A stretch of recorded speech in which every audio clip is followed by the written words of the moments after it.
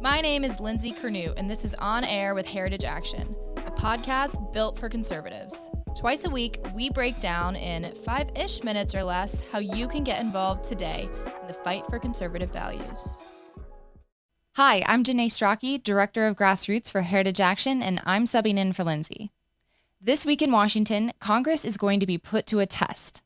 The government is currently funded through this Friday, March 11th. Congress will try to reach an agreement to fund the government and avoid a shutdown. There are a few key issues at play. 1, COVID policies. 2, aid for Ukraine. And 3, tight timetables. On COVID, multiple Democrat leaders and even the CDC have removed masking and vaccine requirements. Notably, Pelosi lifted the requirements at the Capitol the weekend before Biden's State of the Union address. But why now? Recent polling from the Democratic National Committee showed that Democrats are losing leading up to the midterms. Not shocking, I know, but they're losing particularly on the subject of COVID-19 restrictions. It's not science, it's political science. But Biden still has to keep up the theater to some degree because he's asking for $22.5 billion in additional COVID relief in Schumer and Pelosi's omnibus spending bill. To be clear, this funding is to maintain masking, vaccine mandates, and to hold dominion over the American people. It's also worth noting state governments likely still have billions in unspent COVID relief funds. So, Heritage Action is drawing 2 big red lines related to COVID in any spending deal. First, President Biden must end the National Declaration of Emergency declared nearly 2 years ago on March 13th, 2020. The executive branch has to let Americans get back to living free from government control, especially children who continue to be used as pawns. Second, President Biden also needs to reverse every unlawful COVID-19 vaccine mandate, which has punished members of the United States Armed Forces, healthcare workers, and government contractors. We as conservatives can't let the left keep using COVID as an excuse to fund their agenda and deprive Americans of their liberties. Any omnibus spending package that has additional money to fire military service members, doctors, and nurses for refusing to get vaccinated should be a complete non-starter. And there's plenty of other things in an omnibus to turn your nose up at. A better alternative would be a continuing resolution that funds the government at current levels agreed to by President Trump. This brings us to the second issue at play.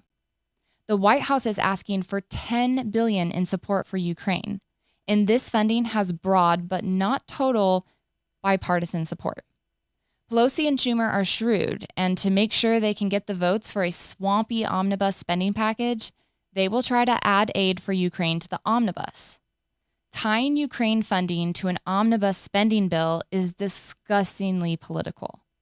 Democrats who claim to be humanitarians are using this aid as a hostage to ensure their leftist priorities dominate the spending package. The third factor at play in the spending negotiation is timing. Getting all the different agendas, people, and policies to line up at the same time is just difficult. House Democrats are leaving this Wednesday, March 9th, for a retreat up to Philadelphia. So although the spending deadline is March 11th, they need to have a deal worked out and voted on before they all leave D.C. If there aren't the votes for an omnibus on Wednesday, then Pelosi and Schumer will be forced to do a continuing resolution, often called a CR, to fund the government for at least a week.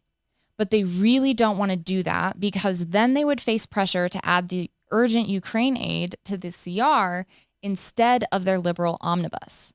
And just as we discussed, Pelosi and Schumer really want to keep that aid hostage in an omnibus, for an omnibus. If they can't get their omnibus this week, then the situation is really starting to look like a lose-lose scenario for them. Either they give up a key bargaining chip or they expose themselves as total partisan hacks for delaying Ukraine aid. Without Ukraine aid, will they have the support to pass their omnibus? Who knows? And they really want their omnibus because it's their best shot to enact Biden's Green New Deal and Build Back Broke agendas. So, for an action item this week, we want to point you back to that first issue we talked about related to COVID policies and those red lines. Conservatives do not want an omnibus spending package.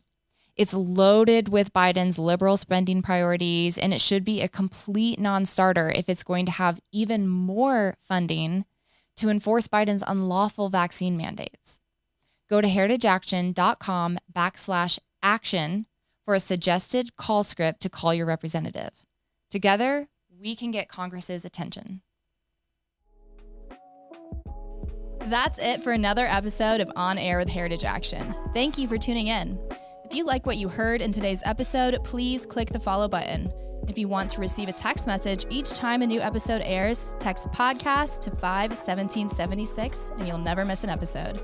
That's podcast to 51776. Hi, it's me again, and we need your help. If you like the insights and activist resources that we're providing, please take just 1 minute and help us spread the word. So follow, like, subscribe, and share this episode of On Air with Heritage Action with your friends and family on social media or even over email or text. We need your help to get others involved in the fight to hold Washington accountable. And don't forget, you are also able to subscribe to the show on your favorite podcasting app on your smartphone. So in-app, you're going to search for On Air with Heritage Action and subscribe so you can download episodes and listen on the go. It's the best way to make sure you never miss a thing. Thanks.